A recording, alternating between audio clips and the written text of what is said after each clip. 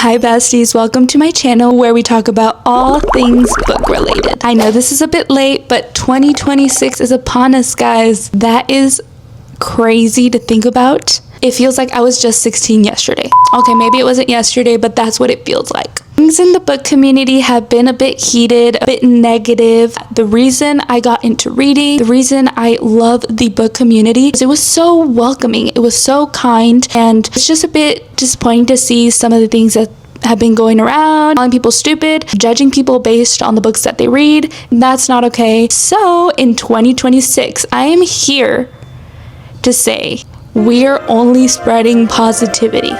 We need to remember that reading is subjective, and if you don't enjoy a book, that is okay. I'm just happy that they're having a good time. The book wasn't for me.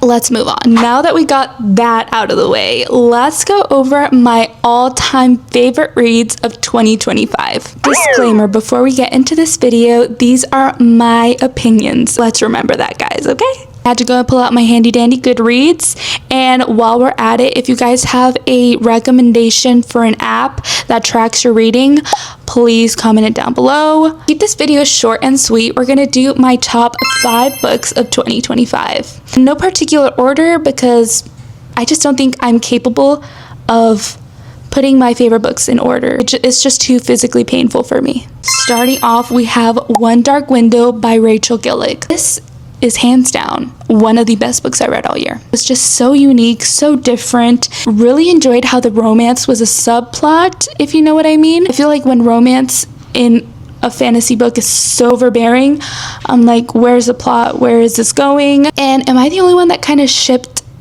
her with the nightmare? I need to go get myself checked out because that was...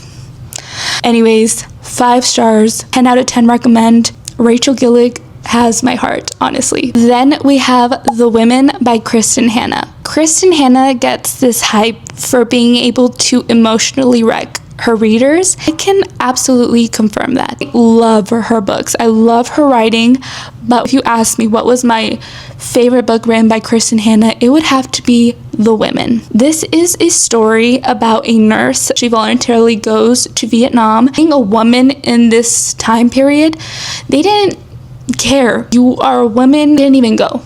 You didn't go. You're a liar.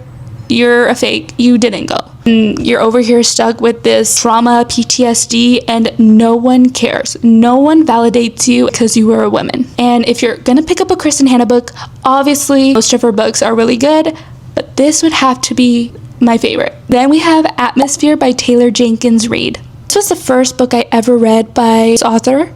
I was blown away. I haven't read any of her other books. You know, when everyone's reading a book and you don't want to pick it up, that's kind of how I feel about her books. About a woman astronaut. Okay, one of the first, she wasn't the first, but one of the first women astronauts. It was also my first ever LGBTQ plus book. It was so good. When I tell you I bawled my eyes out at the end, one of the few books that have actually made me cry. I 10 out of 10 recommend. This one might be a hot take, but for me, I really enjoyed the Binding 13 series. Call me a sucker, but I was giggling and kicking my feet while also having an emotional breakdown. Tell me how an author can do that to you. When I say I devoured these books, I mean I ate them up. And actually, I'm doing a reread as we speak. Is it a bit cringy? Yeah. Is it a masterpiece? That's debatable. The writing? Questionable. Did I absolutely fucking love it? Did I have an amazing time? Did I have fun? Yes. And I feel like that's what people are sometimes missing. Every book that you read doesn't have to be a literary masterpiece. It was just a fun time. I had a fun time, so it's on my top 5. Lock me up if having fun is a crime. Lock me up. Send me to jail because I had a blast. Lastly, we have The Night and the Moth. I think I am utterly obsessed, and I will never stop recommending a book written by this woman. My favorite character would have to probably be the gargoyle. I was on watch the whole time. I was like, I don't know if I could trust this gargoyle. Will either betray me or break my heart. You know what happened. I can't wait for the second book. She does duologies so good. If any of these books are on your top 5 or you just simply enjoyed them, comment down your thoughts. I would love to talk about these books more. I can never get tired of talking about them. So yes, a girl loves to yap. And if you don't like any of these books, that's okay as well. I still love you. We can still be friends. Hit that subscribe button, guys. Bye.